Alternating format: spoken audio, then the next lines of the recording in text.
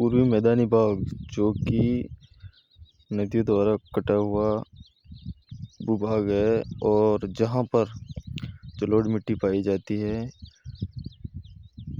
पूर्वी मैदानी भाग में डींग, बीहड़ व चंबल बेसिन, माही, बाणगंगा, बनास बेसिन सभी के बारे में जानकारी इस वीडियो में फुल जानकारी देंगे जो कि एग्ज़ाम में पूछी जाती है। सबसे पहले बात करते हैं बेसिन की।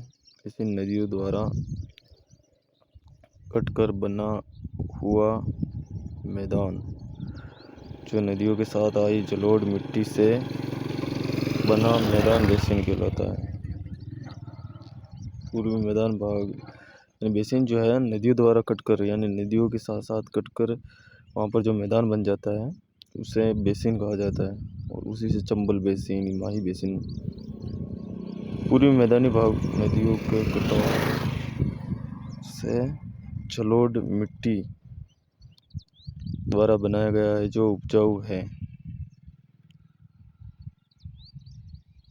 इस क्षेत्र को खाद्यान्न या धान का कटोरा कहते हैं क्योंकि यहाँ पर सबसे ज़्यादा खेती की जाती है। इसका मेन कारण है कि उपजाऊ या नदियों के साथ जो डेल्टा आता है या नदियों के साथ जो मिट्टी आती है जलोढ़ मिट्टी वो उपजाऊ होती है और वहाँ पर खेती करने में आसानी होती है।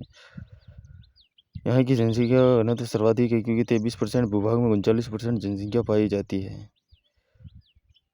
23% जनसंख्या में 23% भूभाग में 39% जनसंख्या पाई जाती है। पूर्वी मैदान को 3 भागों में बांटा जाता है। चंबल बेसिन, कोटा, सवाईमाधोपुर, करौली, धौलपुर का क्षेत्र। यहाँ अवनालिका अपर्दन नदी द्वारा कटाव वाली भूमि जिसके कारण निर्मित है हुई स्थलाकृति या उत्खात को बीहड़ कहते हैं।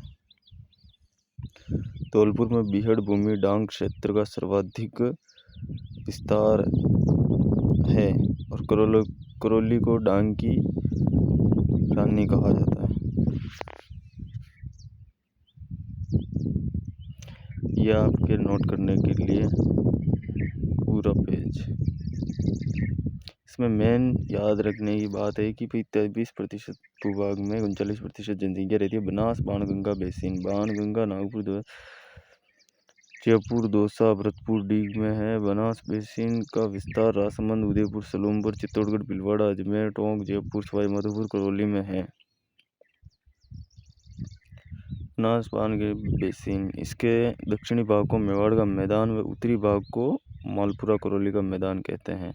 बनास व बाणगंगा बेसिन के दक्षिणी भाग को मेवाड़ का मैदान व उत्तरी भाग को मालपुरा करौली का मैदान कहा जाता है तथा जो मेवाड़ का मैदान है उसे टीलेनुमा मांड कहा जाता है जो दक्षिणी भाग में स्थित है। मध्य माही बेसिन जो कि बांसवाड़ा, प्रतापगढ़, डूंगरपुर व चित्तौड़गढ़ जिलों में है और इसे छप्पन का बेसिन भी कहा जाता है। छप्पन का मैदान से छप्पन का बेसिन ये प्रतापगढ़ और बांसवाड़ा के बीच में है जिसकी कहानी पूरी अलग वीडियो में बताऊंगा मैं, क्योंकि छप्पन का बेसिन क्यों कहा जाता है या छप्पन का मैदान क्यों कहा जाता है इसकी पूरी कहानी अलग से अलग वीडियो में बताऊंगा मैं। जो कि बांसवाड़ा, प्रतापगढ़, डूंगरपुर व चित्तौड़गढ़ में है। मध्य माही बेसिन इन जिलों में इसका विस्तार है। डूंगरपुर, प्रतापगढ़, चित्तौड़गढ़। और जो छप्पन का मैदान, छप्पन का बेसिन कहते हैं प्रतापगढ़ बांसवाड़ा के बीच छप्पन का मैदान कहा जाता है और इसी को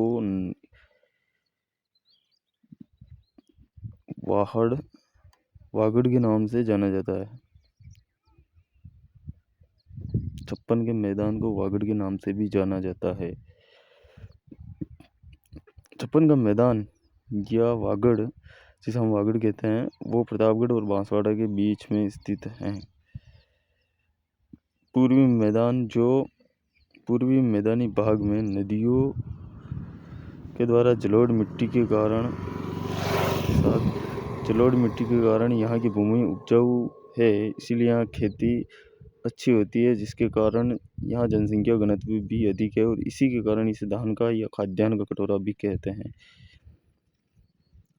अच्छी उपजाऊ मिट्टी के कारण यहाँ पर कम भूमि में ज़्यादा जनसंख्या पाई जाती है, तो इस कारण से पर अच्छी खेती होती है, जिस कारण से इसे खाद्यान्न का कटोरा भी कहा जाता है। पूर्वी मैदान बेसिन, जो चंबल बेसिन है, वो कहाँ कहाँ तक विस्तृत है, तो कोटा, सवाई माधोपुर, करौली, धौलपुर का क्षेत्र, जो कि अवनालिका आवर्धन, जो नदी के कटाव द्वारा जिसके कारण निर्मित हुई स्थलाकृति को खात स्थलाकृति या बीहड़ कहते हैं। बीड़ अलग है और बीहड़ अलग है। बीड़ क्षेत्र जो है वो अलग है और बीहड़ जो है वो बिल्कुल अलग क्षेत्र है। बीहड़ जो नदियों द्वारा कटी गई भूमि को बीहड़ कहते हैं, जबकि बीड़ एक मैदान है, घास जिसे कहते हैं, मैदान, घास का मैदान है जो बढ़िया उपजाऊ मैदानी भाग है, उससे बीड़ कहते हैं या बीड़ा कहते हैं। बनास, बाणगंगा, जयपुर, दौसा, भरतपुर व डीग में है। मध्यवर्ती बेसिन 56, जो कि बांसवाड़ा, प्रतापगढ़, डूंगरपुर, चित्तौड़गढ़ जिले में विस्तृत है।